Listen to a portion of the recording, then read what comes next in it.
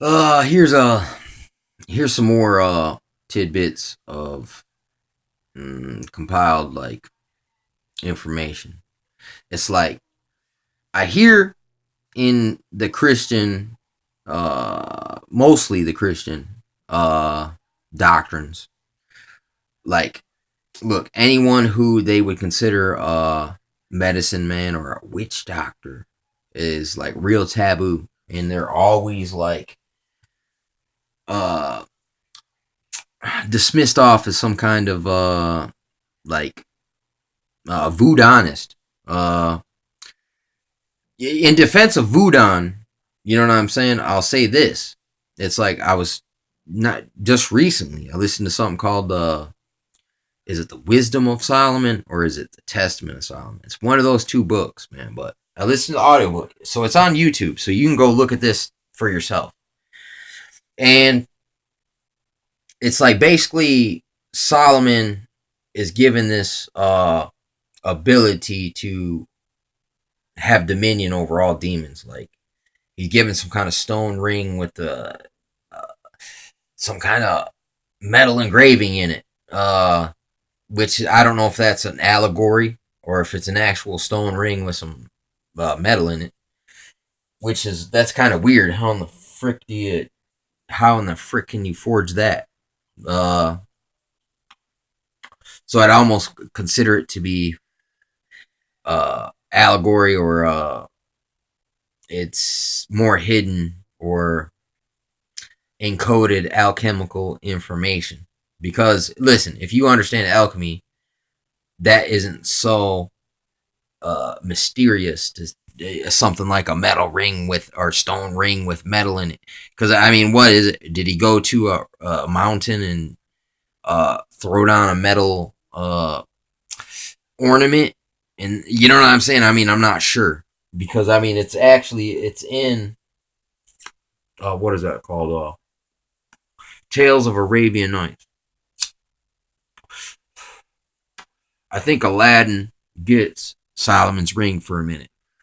If I'm not mistaken, it might not be Aladdin, but it's around that same area of the book. But when you hear this, it's like all the demons confess all their weaknesses, and they say they like listen. It's literally like look, fish bones, bird feathers, and other natural things that really bug out the demons. I mean, according to that book, whether it's maybe that I could say this, okay, if you Christians are right, uh, the Testament of Solomon is a forgery, and they actually make it seem like they're exposing the dark side, but then they're teaching you it. Okay, so listen, hey, I could take that in consideration and be like, yeah, that is a possibility. But what if it's true?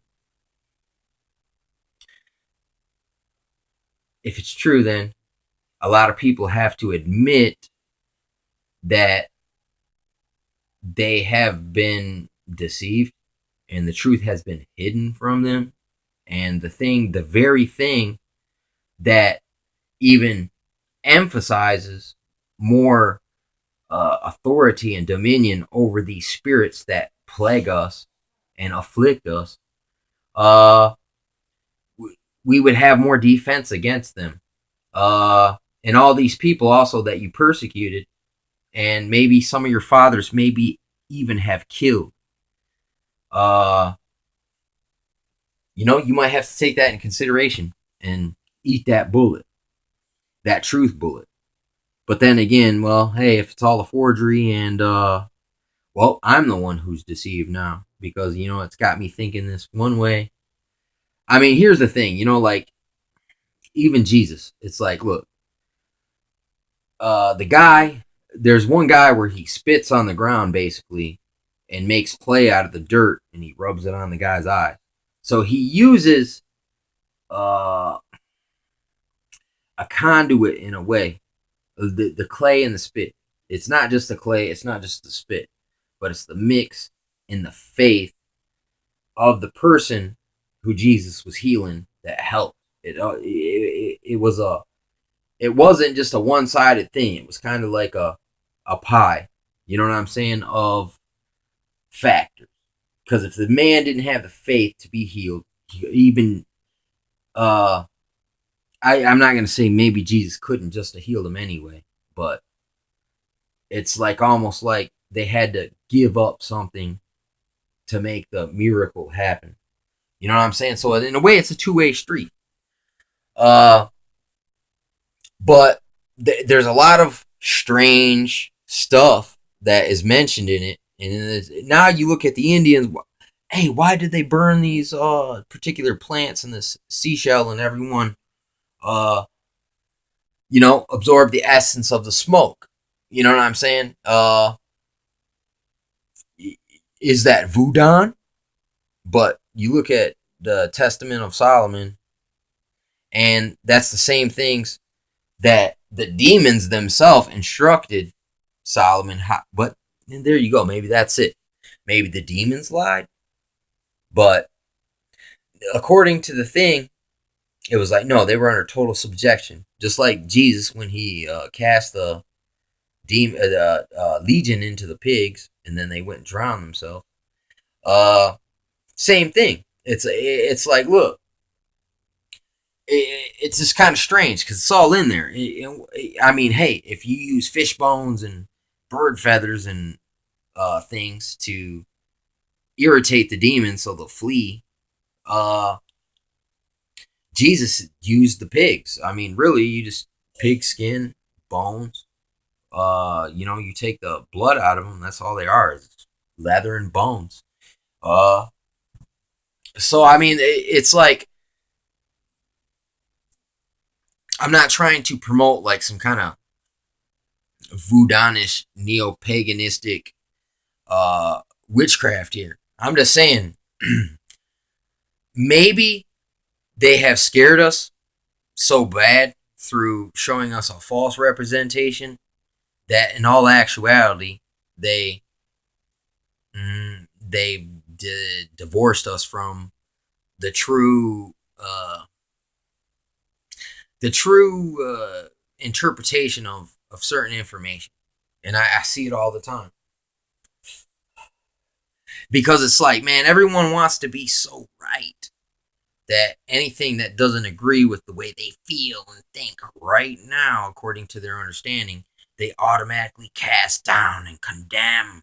You're going to hell. I mean, even the demon said to Jesus, hey, have you come to torment us before our time? And basically Jesus was like, no. And they said, hey, will you send us into the pigs? Jesus was like, sure. And bam. So if even Jesus didn't torment Legion when he had it in his it's like, should we at the same time, should we since we know as much as Jesus did, didn't we? How do you know what is true and what is not, man? Because I mean, we really don't have a reference point to really judge from other than biblical interpretation, but it tells a lot, but there's parts of it which are hidden. Because I mean, even in this book, this Testament of Solomon, the demons prophesied what Jesus did when he cast them out into the pigs. So I mean, it's just strange, man. I mean, it's kind of like calling evil good and good evil. I mean, it's possible if you humble yourself, man, and you think about these things. Have we been deceived even now? When even Jesus himself doesn't know the day or the time when the end comes, because the Father didn't reveal it to him. Because if he did, it may have given the demons in the kingdom of hell, basically, an opportunity to glean the the schematic, the strategy, the playbook in a way. So I mean, I can't. It does say in the Bible that the that it specifically says that Solomon's book wouldn't be wrote in the Bible because of his sin. It didn't say because what it said in it. It just be because Solomon, which is in the book, at the very last part, he's like, because of my idle talk, that it separated him from God, man. And he lost his all that charge he had, all that information he had. It didn't mean shizzle at that point. Once they tricked him into, and they didn't really trick him. He tricked himself, man, through his own wantingness. That he, he got played basically. I mean, you see all these people who revere Solomon. And this guy basically was tricked. I mean, but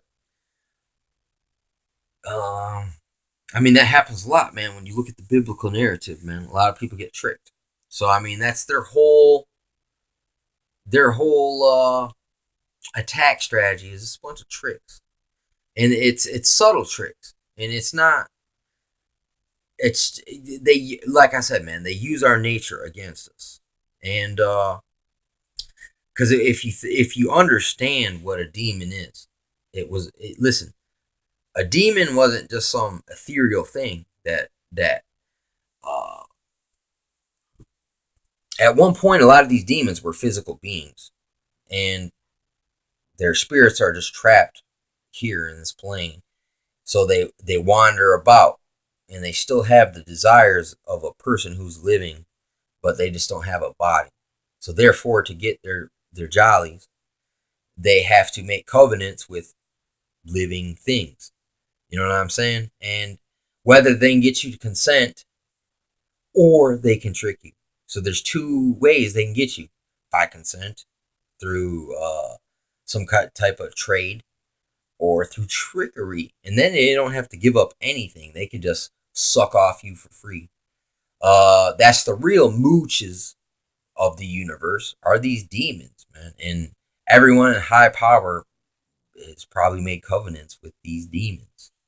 And if you understand how they work and what sets them off, who is so against what sets off the demons and freaks them out?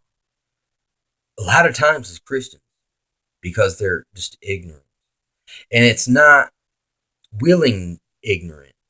They're not really ignorant.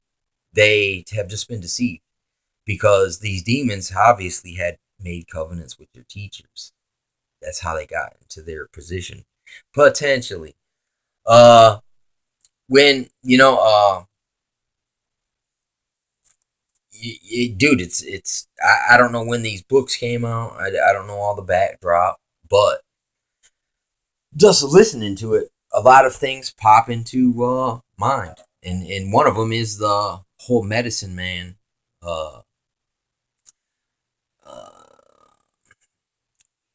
It's like, I see so many people attack him.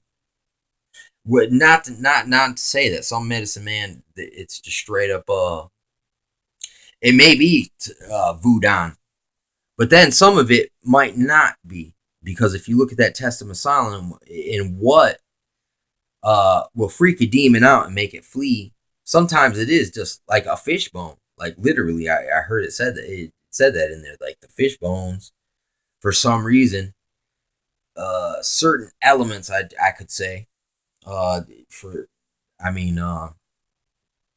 really bone, all the bone is elements, just configured in a certain pattern. You know what I'm saying? So it's almost, in a way, it's almost like a speaker box. You know what I'm saying? It's like, look, if you disconnect the wire from the speaker box, that wire is still pushing the signal, but until you attach it to the speaker, you can hear the noise. You know what I'm saying? Same thing with this. It seems like there are things that amplify whatever frequency you're putting on, and it affects the demons, whether for good or for bad.